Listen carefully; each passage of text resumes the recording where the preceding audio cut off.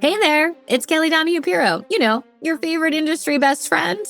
Well, I'm here to let you know that you've done something great for your agency by joining and listening in on our podcast or watching our YouTube channel.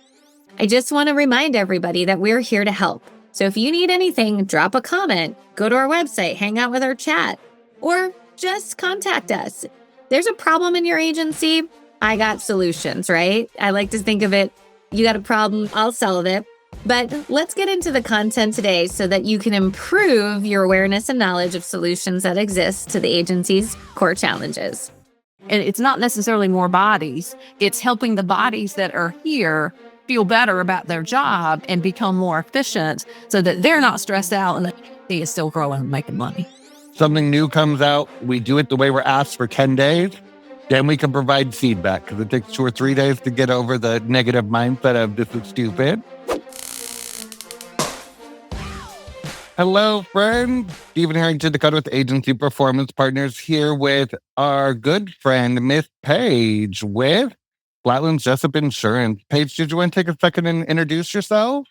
Sure. Thanks, Stephen, for having me today. My name is Paige Harris. I'm one of the owners of Flatlands Insurance Group.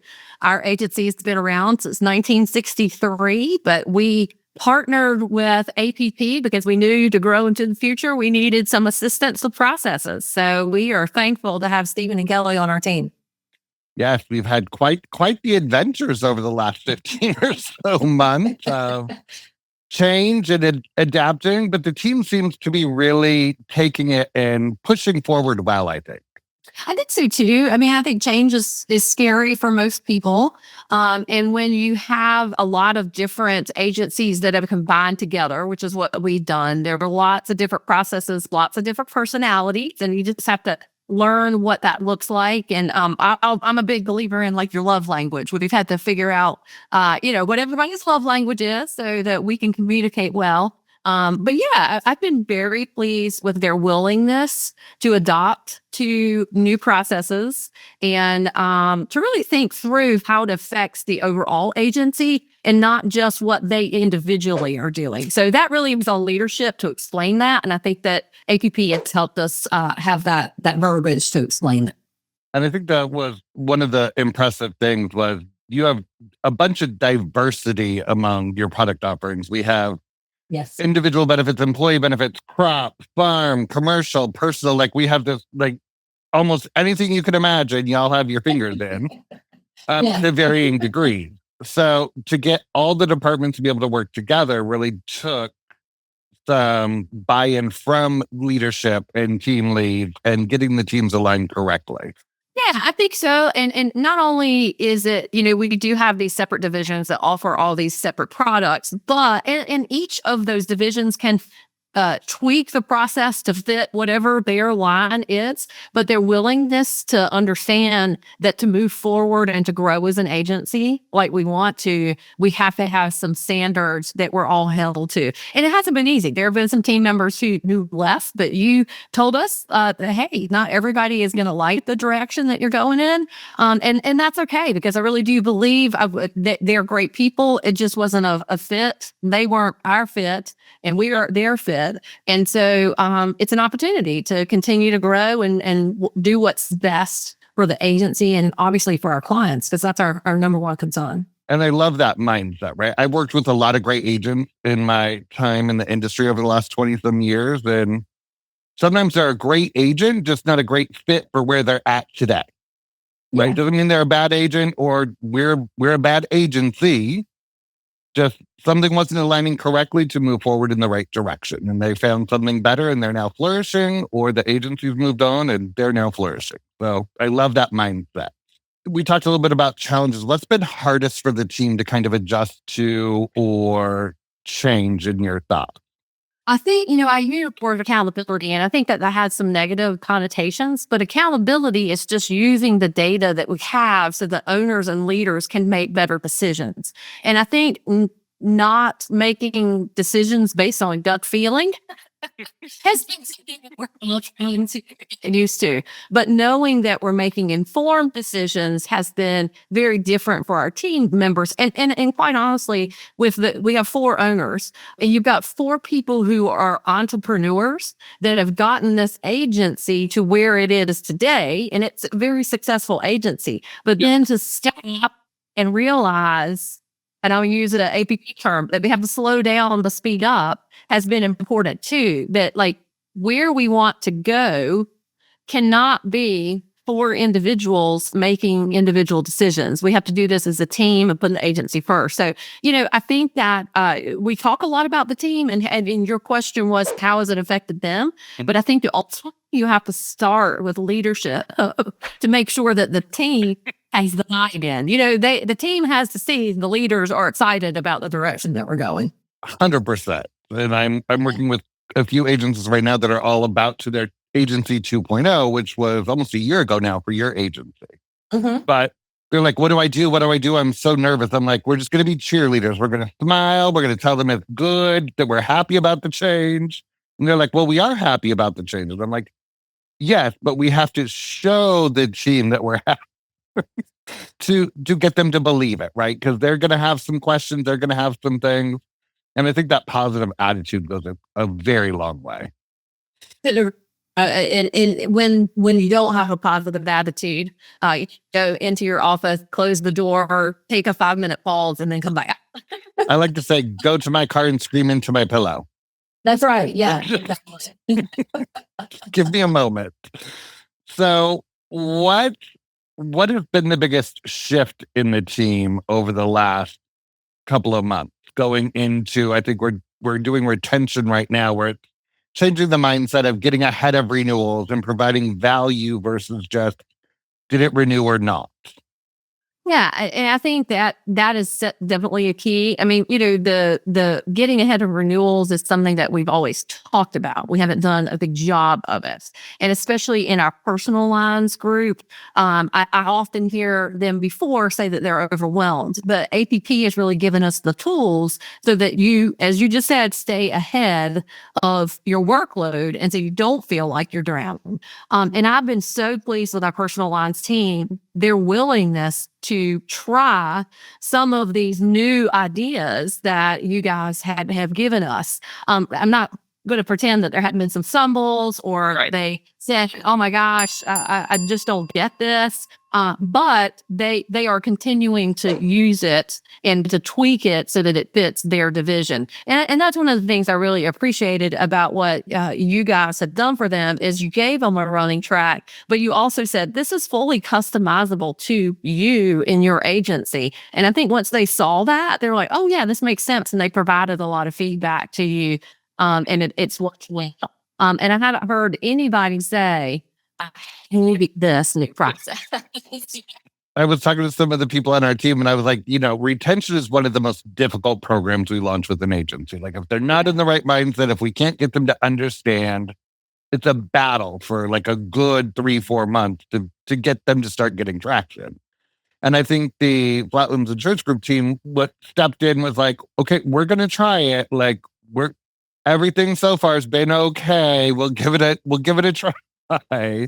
But they've had a very positive attitude. They've given great feedback. They've been very open to moving forward and trying the steps as well and finding out what each step is before they're like, this is dumb or I don't like this. I think that they're at least have the open mind. I think because of the change that's been happening, it's been consistent, that they're at least open to the change and seeing what it will do for them.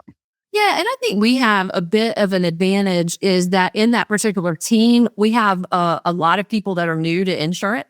Mm-hmm. And so they're like a terrible habit that somebody who's been in it for 45 years, who's like, this is stupid. Right. They're like, and if you say that this is going to help it, we'll give it a try. And I think one of the things that I will particularly need to be aware of is constantly coming back to the team and reminding them, like, hey, here's the process. It's not like we just did it one time and we're going to move from it. And I think sometimes with leadership, we get so busy, with, I don't know, everybody's busy, but you get distracted, I think, with other projects. And we need to make sure that we come back and reiterate the importance of the processes that you guys provide. 100%. And I know that with Danielle and some of the other team, we're still working on some processes and things. Like the thing I love people to understand is it's never done. Once the systems stop updating, once the carriers stop changing, once life pauses, processes can stop. Until then, there's always going to be some sort of a change as we move forward. You're really a stagnant agency. So I think that is something that the board, our team understands. And I think one of the biggest shifts with Flatlands has been we almost needed to get a year ahead so that we could then stay on pace, right? It was at the beginning, things weren't broken. Like they were okay the way that they were. We were making money, things were okay, but we knew it could be better and we could align the teams better. So I think it was that big push during the first year initially of getting almost ahead to then be able to keep pace going forward. Do you agree with that theory? Yeah. I mean, like I said, in the beginning, there was nothing wrong with our agency. We just knew that we had to be more efficient. And for me, as kind of the leader of the operation piece of the agency, I really try to keep a pulse check on team members that are overwhelmed. And if you start seeing them be overwhelmed, you can't just add a new team member in. And that had been our solution to this point. And it's not necessarily more bodies. It's helping the bodies that are here feel better about their job and become more efficient so that they're not stressed out and the agency is still growing and making money. Absolutely. This is a fun question I like to ask. So answer it if you would like or don't. It's up to you. If you could go back to the first year of working in the agency, is there something you do different now or do different then knowing what you know now? Our study is kind of a tough question because this is a family agency. It was started by our dad. I am in an agency that I would never join, never be a part of. But if I had something to do over again, there's nothing I would change. And honestly, I really wouldn't because I think that I learn best from my flubs and my mistakes. And so I came out far better from those mistakes than I do the wins. And I think probably if I had a piece of advice to myself is align yourself with like-minded people. And we did that. And that's a huge win for us. And I think years ago, that was the best advice I ever got is like, find people smarter than you and talk to them. Like learn up, train up, learn up, right? Is that my brother, he's my business partner, always said, he thought, I want to be the dumbest person in the room. I also firmly believe if I can train other people to do what I do, then I can do the next step, right? Like we can build everybody up and not be afraid of growth.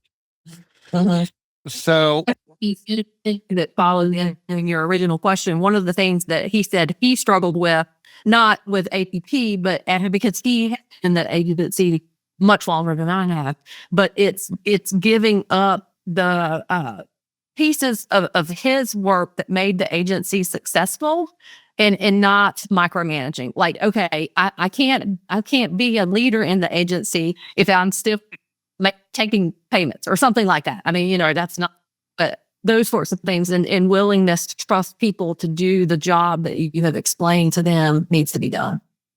What about being uncomfortable with change as it goes along, but finding it necessary? Has there been a point in time at the agency where it's been a little uncomfortable, but you knew that it had to be that way to get better? Yeah, I think every day. Yeah, absolutely. Not a rest or a little frustrated at work, something's wrong. Right. If this were easy, everybody would do it. But I think being uncomfortable is what makes you fix the discomfort. So yeah, I mean, I don't have any problem with that at all. Well, I think that's another great mindset for a leader, right? If you're not a little uncomfortable sometimes, what are you doing? Mm-hmm. Yeah. And it may not always work, but you still get to clean it up if it doesn't. But we're going to still try with the best of our ability to not let that happen. Exactly. We have a team member in our crop division, and she's really been with us since we started in the crop world. And she always gives us kudos for our willingness to try. And to me, that's a huge compliment because we definitely don't always know what we're doing, but we're willing to try, and then we'll fix it if it doesn't work. 100%. 100%.